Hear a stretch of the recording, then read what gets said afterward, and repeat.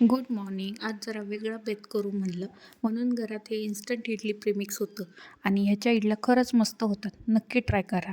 कान्हा पण आवडीने खातो आणि कान्हा आता स्वतः ABCD लावतो बघा. आणि हो, त्यामुळे त्यात व्यस्त राहतो आणि त्याच्या स्क्रीन टाईम पण कमी होतो. फक्त त्याच्याजवळ एक जण बसावंच लागते. आणि हो मित्रांनो, होळी येत आहे. रंगापासून नाही तर रंग बदलणाऱ्या माणसांपासून सावध राहा.